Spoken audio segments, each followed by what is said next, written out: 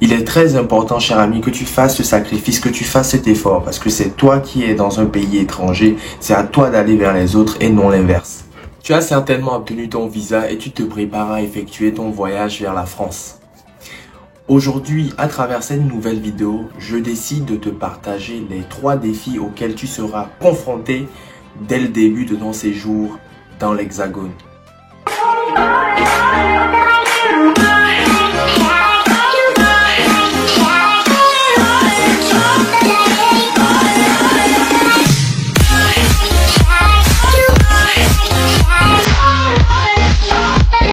Sans plus tarder, voici les 3 défis auxquels tu seras confronté dans l'Hexagone.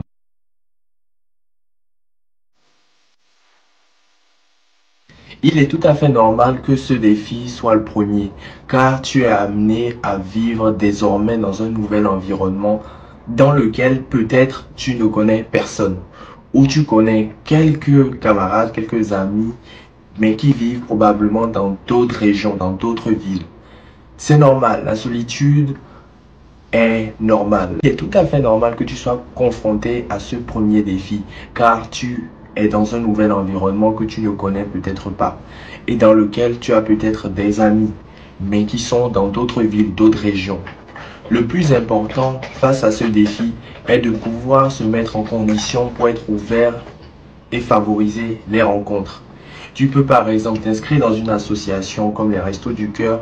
Tu peux par exemple t'inscrire dans une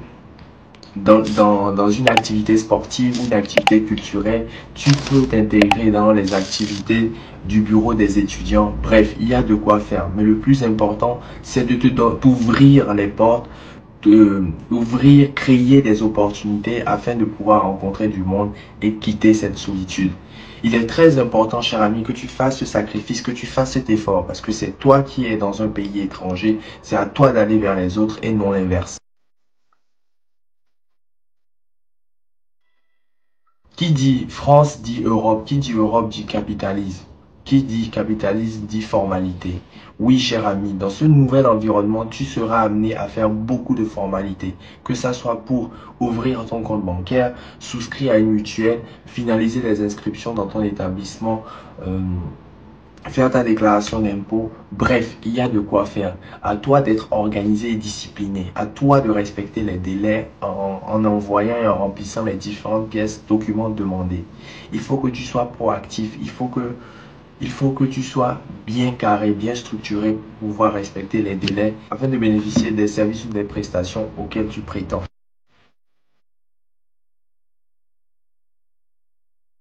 Le transport est un autre défi auquel tu feras face. En France, cher ami, il y a plusieurs systèmes de transport. En Île-de-France, par exemple, tu as le métro, tu as le RER, tu as les trams, tu as les bus. Et tu seras amené à étudier le meilleur itinéraire possible qui t'arrange afin d'effectuer les navettes. École, maison, maison, école. Et pour ça, pas de panique. Il y a des applications qui existent et qui t'aident justement à optimiser ton temps de trajet en te proposant les moyens de locomotion les plus intéressants. Il te suffira de ton côté de télécharger l'application pour pouvoir apprendre de jour en jour comment s'en servir et comment optimiser son temps de trajet. Voici, cher ami, ce que je tenais à partager. En attendant la prochaine vidéo, prends soin de toi et à très vite. Ciao.